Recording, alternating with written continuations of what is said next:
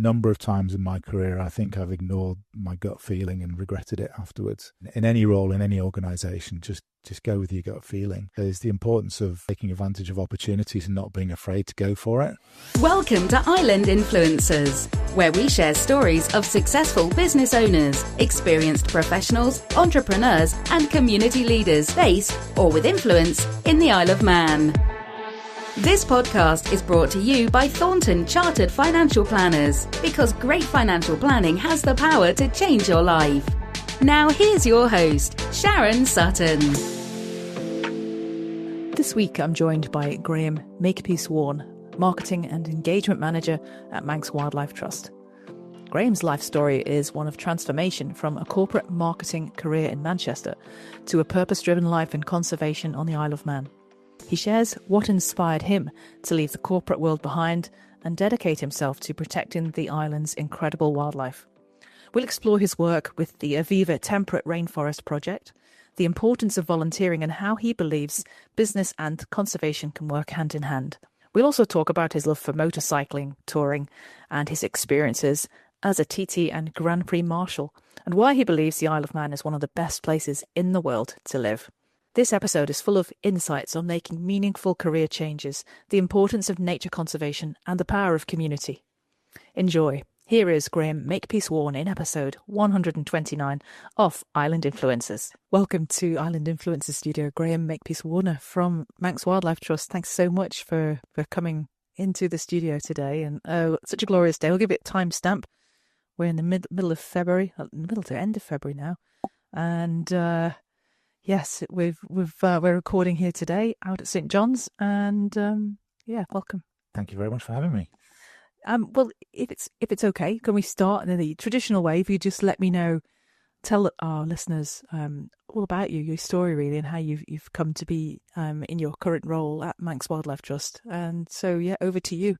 Thank you. Yeah, I fear it's not a particularly interesting story. I've probably had a very typical middle-class upbringing, but I was born in Manchester, in a place called Otteringham, South Manchester. To an engineer and a draftswoman, and also my mum was our homemaker as well. And they quickly moved down to Essex until I was 6, and then moved back up north. So I do occasionally say Bath and Grass, but otherwise I'm Manc turned Manx. So Manchester is really where I grew up. And I went to an all-boys grammar school right through to sixth form. Then went off to Loughborough University to do industrial design and technology. And that's where I had a love of sport thrust upon me. If you go to Loughborough University, I got a letter accepting me into the halls of residence. And they said, please write back and let us know which sport you're going to play for us. And at this point in my life, when I was at school, I wasn't really into sport at all. And I thought, well, I'm a fairly big lad. I'll put rugby down. And of course, at Loughborough University, you just get swallowed up by it. So I found a love of rugby there that was with me then for another sort of 15, 20 years. Gosh. Yeah. So did you play extensive university? I did, but I wasn't good enough. Loughborough, obviously, the team is very, very good. I just played for Halls when I was at university. But when I came back to Manchester, I joined Otteringham Kersal, my local club, and played there for about 15 years, mostly third team, second team. I was never particularly good, but I was chairman for 6 years. And just, sports clubs, team sports, I think are wonderful places to be. To have that support of your peers and your mates, I think is really important. Yeah. Did you learn a lot from the admin structure of the sports club that perhaps you wouldn't get anywhere else? Possibly. I certainly quickly learned how committees work or don't work. I remember I was quite strict in trying to keep to time because everyone was there voluntarily, and you didn't want committee meetings that went on till 10, 11 o'clock at night. So I'd try and keep everyone to time. I'd also ask that people only really brought things to the meeting if it was something that needed voting on, or if they had an idea, they also knew how it was going to be delivered rather than just sitting there and going, oh, you need to do this and you need to do that. It was a team effort to make things happen. So tried to run things quite efficiently, but I learned a lot. I learned about conflict resolution and all sorts of things. Wow. Yeah, I suppose that's for any of our listeners who ever think about getting involved in volunteering in that sort of capacity. It sounds like a really good area for a lot of personal development. I think volunteering is hugely important. I do a lot across various different things. Obviously, at Manx Wildlife Trust, we rely very heavily on volunteers. Yeah. But I think volunteering, is great for personal development. It's great for a sense of personal achievement, and that great feeling you get for just helping a bigger organisation or collective group of people achieve something amazing. So, thanks. That's a really good thing to share. I don't think we've discussed that sort of role before on the pod, but yeah, thanks for bringing that in. So, what happened after you left Loughborough University? So I kind of moved around quite a little bit because when I was growing up, I really wanted to be an actor. Really? Did you do any child acting? Or? Yeah, I remember at the age of 6, we moved back up to Manchester, went straight to the Ultron Garrick, and I was the only boy in a cast of about 30 in a play called Augustus and the Fires of Rome. And I thought, hey, even at that age, I thought, hey, this is good. This just stomping around the stage with all these girls following me around. And then went off to another theatre in Ultron called the Ultron Little Theatre. So I acted there and did a lot of backstage work. And I did Manchester Youth Theatre and looked to go into it as a career. But really, everybody just said, don't put all your eggs in one basket. Do something else. Do something that'll earn you a bit of money. And so when I went to uni, as I say, I did industrial design technology, and I kind of lost that love of acting during that time as well. I went to... It wasn't like a Loughborough Lightfoot Society or Footlights? So there was a drama club, but it was very cliquey. If you weren't on the drama course, then they weren't interested, which I can kind of understand. But it just, I guess at that age, there's lots of other things going on, and I just kind of lost that love. I've done a little bit of Amdram in my adult life as well, but... I remember we went to see a play at Theatre Clwyd in North Wales, and the lead actor was Anthony Head. Remember from the coffee adverts? If you remember him, or Buffy the Vampire Slayer, depending on which which you're interested in. But he was doing a collection for charity at the end, and I spoke to him and I said, I really want to get into acting. What should I do? And he said, you're out of work 95% of the time. 95% of actors are out of work. I really wouldn't bother. And when someone who's relatively successful in that career is telling you that, you do kind of think maybe I should play safe and do something else. So that pushed me towards. I knew I wanted to do something creative, so I did design instead. Of course, it turns out that's also very difficult to get into as a career. So when I came out of uni, I needed to earn money, so I went and worked in retail, which is where I've been working before and throughout uni. Right. Okay. And what's led you to your career path from there? What did you do then? So I never lost that desire to do something creative, I suppose, and I managed to get a job as a sales manager for a corporate video production company, and we used to do the old multimedia CD-ROMs, if you remember them. I do, of course. And that was great because it was creative, but also I was able to kind of get out and speak to businesses, right up to board level, and I really enjoyed that. And that led to my getting a job with a marketing agency called Clear in Manchester, and I was there for a good 15 odd years. Got up to project director and worked on some really interesting and exciting projects. Big events, big videos, big clients. It was all very interesting stuff. Any interesting stories from there? I learned quickly in that role that I should never meet my heroes, because every famous person I met in that job just was disappointing. Oh dear. So it's a bit of a stretch, though, to go from that sort of promotion of marketing, that sort of company, to go to this sort of third sector. So what made you turn towards doing something sustainable, the Manx Wildlife Trust? What pointed you in that direction? Because it's not quite a career path I would normally ascribe for where you were heading then. No, and I think there was definitely an epiphany or a moment where I decided that the course I was on, which was sort of quite ambitious, it was very money led. I realised, almost one day that probably wasn't right. And I'd always loved wildlife as a kid. It was very important to me. I really enjoyed biology, but I had some rubbish biology teachers at school. Teachers are, I think, so important in sort of forming what you want to do as a career. And I think had I I don't want to blame them completely, but had I had better biology teachers, I think I probably would have gone into conservation or at least something to do with nature earlier in my life. But essentially, I was in a meeting, actually. I'm not going to say who the client was, but they were discussing how they could make their packaging more sustainable, whether they could make their packaging recyclable, because at that time it wasn't. And they spent about 10, 15 minutes talking about it, and they looked at various factors, and ultimately they just said, it's too hard, it's going to take too much of our bottom line, we won't do it. And I was kind of astonished. This was one of the leading companies in the world, and their desire to do the right thing wasn't strong enough. And I thought, I need to be on the other side of this. I need to get into conservation. And going back to what I was saying before about volunteering, it's very difficult to get into conservation without doing a lot of volunteering. And I did do a bit. I went to Germany to track wolves with an organisation called Biosphere Expeditions, which was really good. But I didn't put the years of volunteering in that a lot of people have to before they get into this career. I was quite lucky that there's a bit of a skills gap in the Isle of Man. We'd kind of set a 5-year plan to move to the Isle of Man, my now wife and I, and this job came up after 2 years. Really? Why? Why did we want to move to the Isle of Man? Yeah. Why not? I mean, well, I know why not, but we're selling it here to an audience. That's true. I'm a bit of a dichotomy. My two loves are wildlife and motor racing, so the Isle of Man is the perfect place in the world. But I think more so as long as you keep the two apart. Well, I spend a lot of time watching the wildlife while we're marshalling. Yeah, up on the mountain. A bit of time, isn't there? Yeah.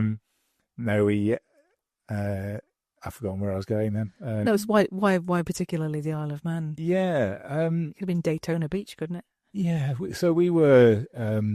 I'd been in Manchester most of my life. Kate, she's now my wife. She'd been in Manchester since her PhD, and we both just kind of wanted somewhere that was a bit slower and a bit more rural.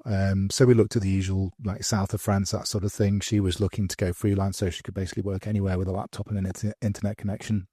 I was looking to do some kind of career change that would allow me to work in the Isle of Man. And so we sort of set this plan to move here. We thought, I remember actually we were here for the 2016 Manx Grand Prix, and we were sat in a ditch at the side of the road waiting for racing to start, marshalling. And we looked over the road and there was a hen harrier hovering over the heath.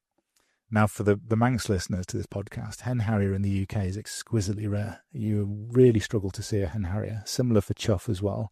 And you've got both those birds here in the Isle of Man in great numbers, very, very easy to see. So to be sat there in a ditch at the side of the road being eaten by midges waiting for racing, to see that bird hovering there was really quite special. Yeah. And we turned around, looked the other way, and there was 3 kestrels, 2 adults teaching the young to fly. And we looked at each other and we said, my wife and I, we said, yeah, this will do, we'll move here. And it's easy to get back across to the northwest to see my family if I need to. So yeah, it's a lovely, lovely place, the Isle of Man. It has so much going for it on so many levels. Yeah. It certainly does. It does.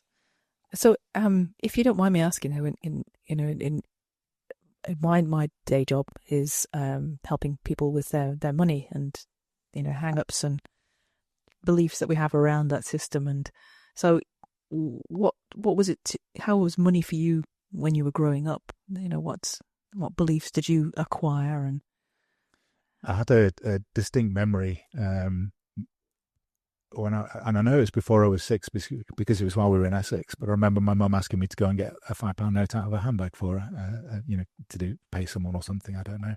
And I remember, getting that note out of the handbag for her with a lot of reverence and understanding. I clearly at that young age understood the value of it.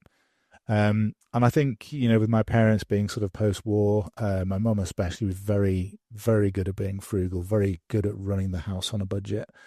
Making things last, mend and make do, things that we've kind of lost and need to get back, I think. And so that stuck with me. I think I, follow similar beliefs. And clearly, if you follow my early career path, money was very important to me. I was keen to get out and earn money. I was working several jobs before I was 16. I'd cut one neighbour's lawn. I washed another neighbour's car.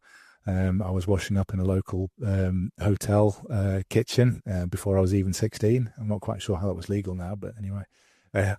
Probably weren't paid very much. No, I wasn't. And it wasn't the nicest because I remember the chefs would just throw hot pans in the sink and not tell me. And of course I go to wash them and singe my fingers and they just think it was funny. But it's all very character building stuff. But that, to me says I was very keen to get out and earn money. Money was clearly important to me.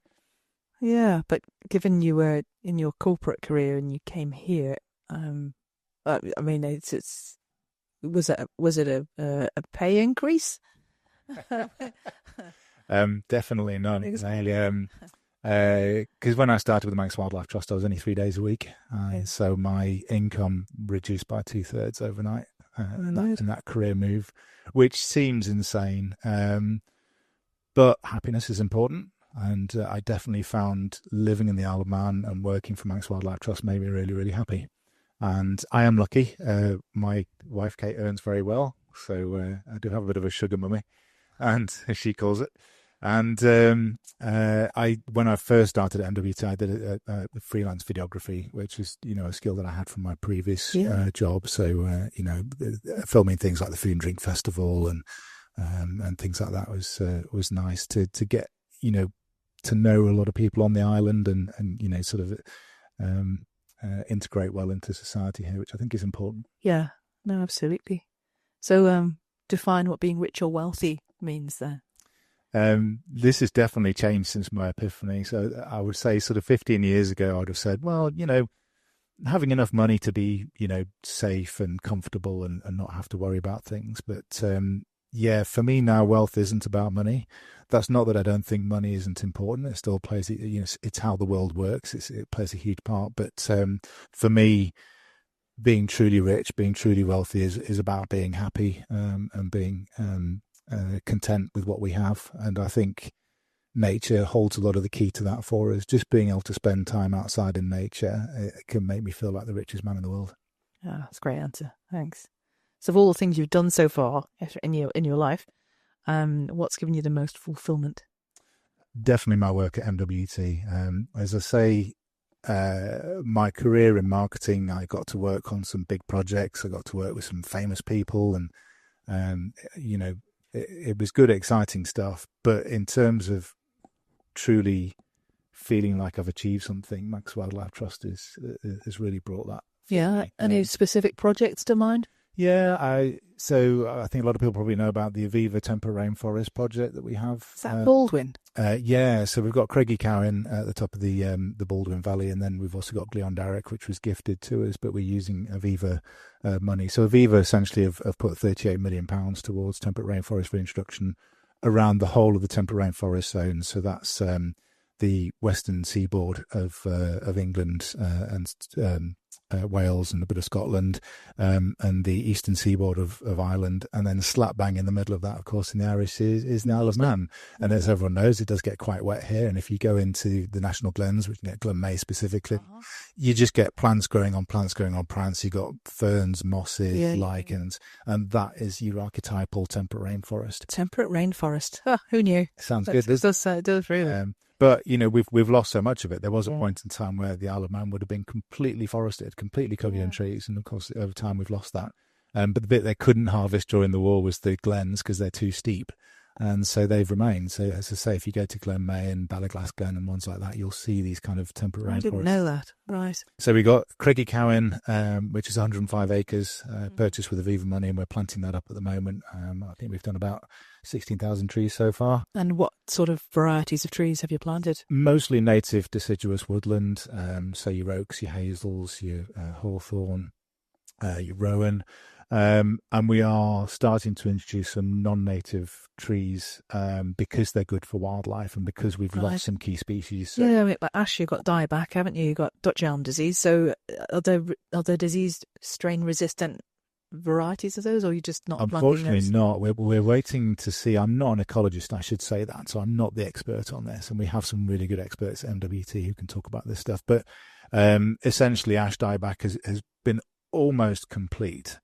It's something like 0.5% survival, and it's not simply a case of just taking the seeds from those trees that have survived and planting those. So, but we are looking to create an ash nursery, but we've just got to look at other species. Same with Dutch elm disease. I think DEFRA have done a reasonable job of trying to protect our elm trees, but ultimately they're fighting a losing battle without a huge amount of they burn it all as well, which is a shame because it's such wonderful wood. You could make stuff out of it, you know. Yeah, so if you've got time, the beetle that causes Dutch elm disease lives in the bark. It eats the bark of the tree. Yeah. So if you strip the bark off and burn the bark, you can still use the wood from the tree. Yes, yeah. But of course, it's easier just, with the time and resource being an issue. Often I just burn the whole tree. Yeah, you think some wood turning or wood making genius would get out there and make lots of I've my bathroom cabinet's made out of elm. We've just done a light fitting with made out of elm. So that when it's all from fallen trees, so a very sustainable material. Gosh. So we're planting things like black poplar and stuff like that. Right. Not strictly native, but good for wildlife and not invasive in any way. Yeah. Okay, that's good. Oh, great job. And what about so for any existing or aspiring organisation leader in the role that you're doing, what would be your number one tip for, achieving fulfilment and success? It's a cliche, but I think gut feeling is so important. Number of times in my career, I think I've ignored my gut feeling and regretted it afterwards. That's an easy one, isn't it? In any role, in any organisation, just go with your gut feeling. Yeah. And I think the other one for me is the importance of making time and taking advantage of opportunities and not being afraid to go for it. I think that was largely the case with the Aviva sponsorship. That it seemed like a very big, bold move, but just making a bit of time to discover that opportunity. And how did it come about? It was all negotiated by the Wildlife Trust. We're part of the Wildlife Trust Federation. Yes. 46 across the British Isles. Uh-huh. The Isle of Man and Alderney are the only two that aren't part of the UK. So it was the Wildlife Trust that negotiated the deal with Aviva. I just happened to have some time to join a webinar where they were talking about this potentially coming, and I thought, well, this sounds like it could be interesting for us. I'll keep an eye on that. And I remember at the time that Andre had his eye on Craigie Cowan as a wonderful piece of land for nature. And this happened over 2-3 years, and unfortunately the land went off the market, so we thought we'd missed it. But anyway, when they actually came out and launched the Aviva project and said, right, we now need people to go for it, it was almost the same day that the land came back on the market. So it was serendipity. So we went for it, and we were the first of the Wildlife Trust to take advantage of that scheme. Brilliant. Yeah, well done. So if you could go back and give yourself, your 18-year-old self, a piece of advice, what would that be?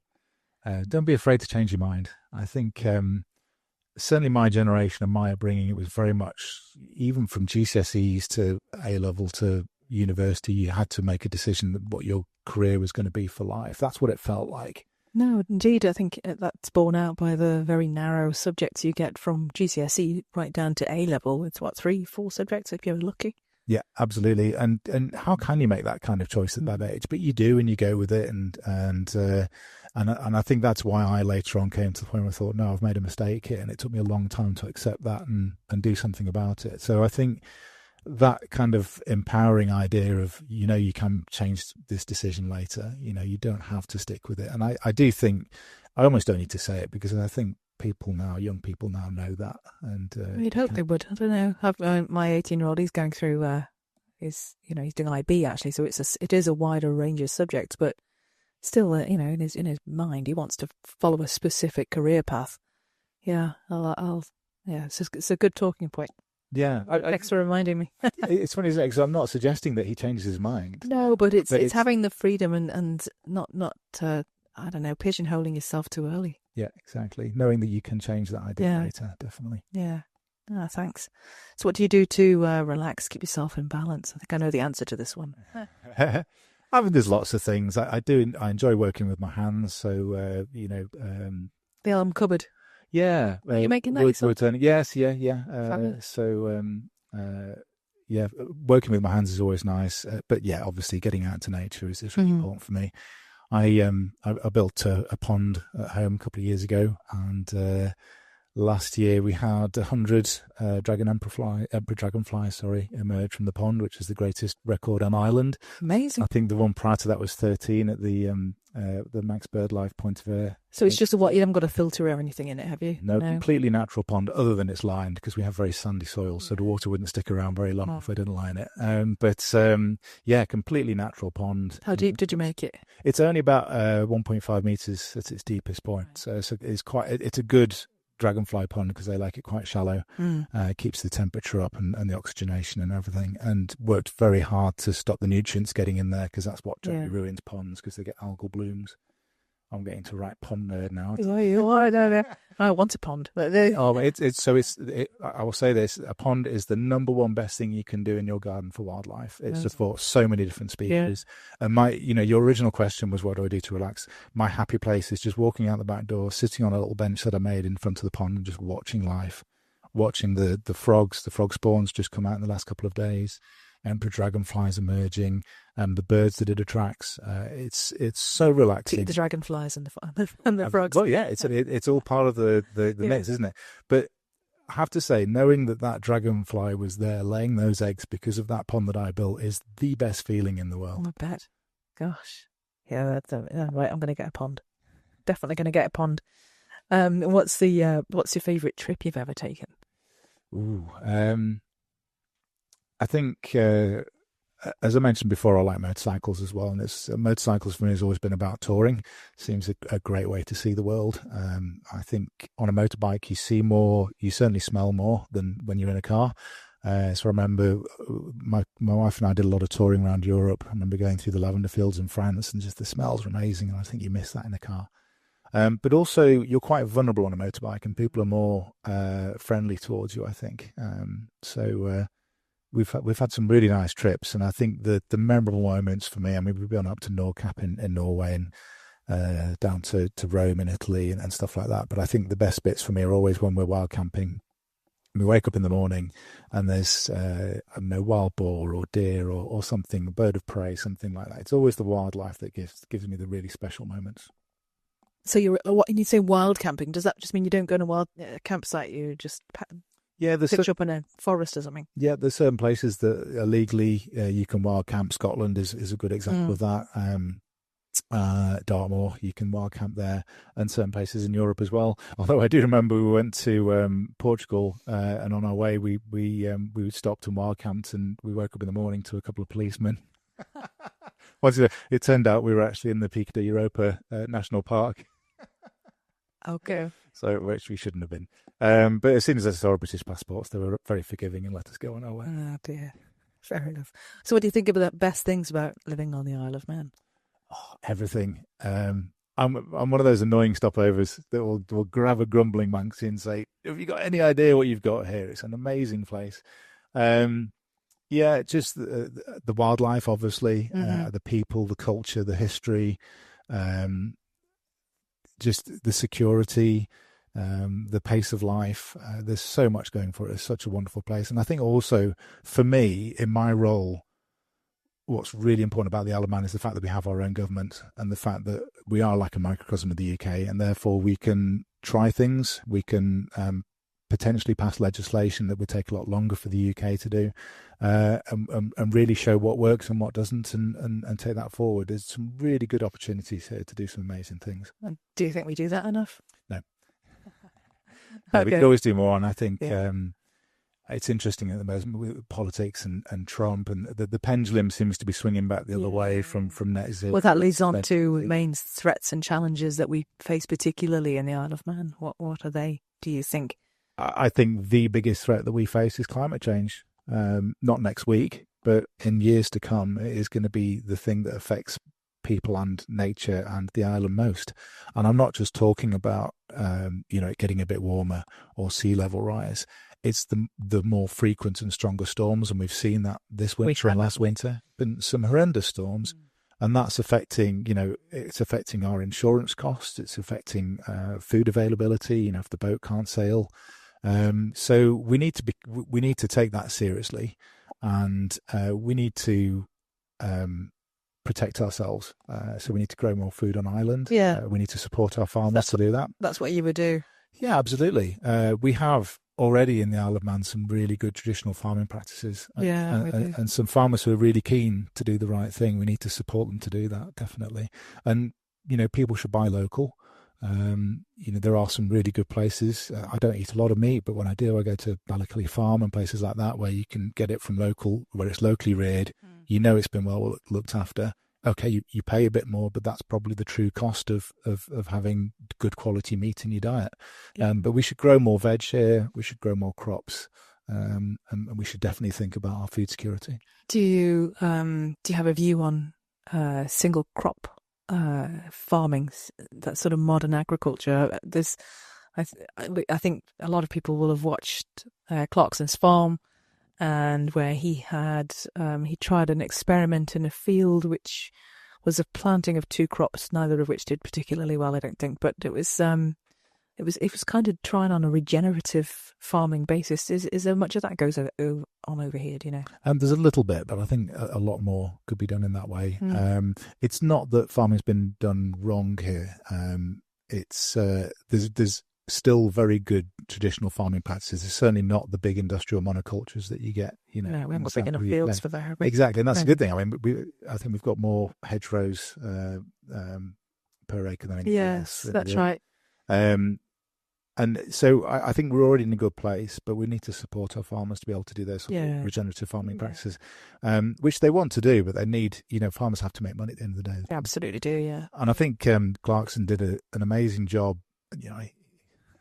Think what you will of him, but he did an amazing job at raising awareness of the issues that farmers are facing. And there is some real positives to come out of that. And I think, as I say, the direction is good. We just need to support farmers to do the right thing. Yeah. Okay. So what's planned next? What have you got planned next? What's Manx Wildlife Trust got planned next? Yeah, lots of really exciting things. I mean, it just seems to go from strength to strength. So we're planning some more land purchases. It's key for us that we buy really good wildlife habitat and protect that for both people and nature. We don't close our sites off. They're open to the public unless there's a particular sensitivity issue. So having good quality habitat within our remit in MWT is really important for us. But also, taking my two careers, my understanding of how business works and how the world works in terms of money and how we're going to achieve real change in terms of conservation, we've got to marry those two things up. And that's really starting to happen with CSR and now ESG, environmental, social and governance, things like carbon credit schemes, biodiversity credits, biodiversity net gain. All these things are starting to see money moving towards conservation and nature's recovery. And that for me is when things get really exciting, because I can see a successful end point when you start looking at things in that way. Oh, interesting. So are there any specific projects that you have for Manx Wildlife Trust? Are you buying more land? Would it be sort of a same sort of rainforest type? Yeah, certainly, planting, because there is money available for that kind of work through Aviva. So certainly looking to do more temperate rainforest work. Yeah. As I say, 38 million was pledged to the Wildlife Trust. So yeah, there's a site in Eristane, isn't there, that's crying out for something to be planted on it. Oh, we already have a reserve at Eristane. We've got Dolby Mountain, which we managed to extend as a result of Resilience Asset Management putting 10% of their management fee towards conservation. So there's definitely a movement in the right direction. And, Have you got any comment to make on the wind turbines that are so controversial? Or we've been very clear. In my role at MWT, I can kind of play the press card. So we have a very strong statement on renewable energy on our website that everyone can go and read. Essentially, as I said before, for me, climate change is the biggest risk to wildlife going forward. We need to do something about that, and renewable energy is clearly an important part of that. We also don't want to be that organisation that just flatly objects to any kind of development. Development does have to happen. It just needs to happen in the right way and in the right places. Yeah. And so we want to follow due process. We want to wait for the environmental impact assessment to be finished at Eristane before commenting. And before it goes to planning. However, they're making that difficult because as things look currently, it looks like the EIA will go beyond the start of the planning process. So that doesn't give us opportunity to comment. Okay. And what about you then? Have you got any projects to do? I've been so we bought a house up in Sandygate, which is amazing. That's the other good thing about the Isle of Man is houses and land aren't as expensive as people think they are here. So we've got just under 10 acres, which is mostly managed for equine, but also my little bits for wildlife. Brilliant. And we've been doing the house up to try and make it more sustainable. So we've been doing solar, thermal store, underfloor heating, all that sort of stuff. But that has meant completely redecorating the house from top to bottom, and I'm just finishing off the last shower room at the moment. So hopefully when that's done, I'll have a bit more time to get out with my camera and take photos of nature. Yeah, great. Oh, that sounds good. Okay, so moving on to the fun bit. Books, TV shows, what would you recommend to our listeners for, or even other podcasts?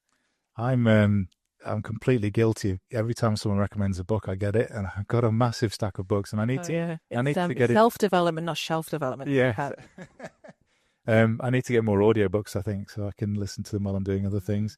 I listened to Sarah Hickey's podcast with you, which was amazing, and she recommended Braiding Sweetgrass by Paul Kimmerer. And I'm just finishing that at the moment. It is an excellent book, and if that looks like too heavy going for you, she's done another one called The Serviceberry, which I read in the weekend, so that's a much more light touch way of getting into her Native American Indian way of thinking, and there's a lot we can learn from that. I've got to give a plug to the motorcycling side. So These Are the Days That Must Happen to You by Dan Walsh is a really good motorcycle touring book. So that's definitely worth a look. And I've got to give my colleague a plug as well. Steve Wright, our admin officer, wrote Wild Enthusiasm, which sort of chronicles his wildlife holidays around Scotland. So if you like getting out and seeing wildlife, then Wild Enthusiasm is a good book. Yeah, definitely. Oh, cool. Okay, so how about TV programs or I don't know, movies? Anything you'd recommend there? I'm a huge movie fan. As I say, I had a bit of a career in video production. And, I'm just really disappointed with the whole Hollywood industry at the moment, because you can just see it's led by strategists and discussion groups and what's going to make the biggest profit, and it's just churning out sequels, prequels. Another Superman coming out. Yeah, and it obviously it works for the younger age group, and it's bringing the money, and that's why they keep doing it. But I think I need to spend a bit of time to go and look at some of the underground stuff that's out there. I think that's where the good quality stuff is now. But there's been some good stuff on TV. Slow Horses. Oh, yeah, I love that. Yeah. Ludwig, I think it's quite good fun. So yeah, I think there's some good stuff on TV. I've got to give a plug to my own film as well. I did a short film recently called Wildlife Remembered, which is about something called shifting baseline syndrome. So the idea that successive generations see less and less wildlife as the norm. And so I interviewed some people from all over the island, retired people who remembered, stories of seeing so many mackerel that you could almost walk across their back, seeing huge flocks of swifts over Ramsey and this sort of thing. And it's stuff that we've lost, and young people won't see that unless we help it to recover. So that's a 50-minute short film that's got some wonderful animations by Carl Withington. Right, where can you find that? So it's on YouTube. Right. It's on MWT's channel, or you can just look up Wildlife Remembered. You'll have to send us a link for the show notes, and we'll put that in the show notes. Thank you for people. And you got a favourite quote? I don't take these things very seriously. My favourite quote is: "Never pick a fight with a man until you've walked a mile in his shoes, and then you're a mile away and you've got his shoes." Yeah, very good. I like that one. That's a good take on it. And finally, just so where people can go to find out more about you and the work that you're doing and Manx Wildlife Trust. Yeah, obviously in my role, I hope we do a pretty good job of getting our word out there. But obviously our website, mwt.im, short, easy address to remember. Yeah. But also we're very active on social media like Facebook, LinkedIn, Instagram. We're now on Blue Sky, turning our back on X. Right. Fair enough. I know a few people who have. Yeah. There's always lots going on. Yeah. Okay. And you're on LinkedIn as well. Yeah. Yeah. That's lovely. Well, thank you so much for helping out and coming along and supporting the project. And it's been a pleasure meeting you today. Thank you very much. Thanks, Graham.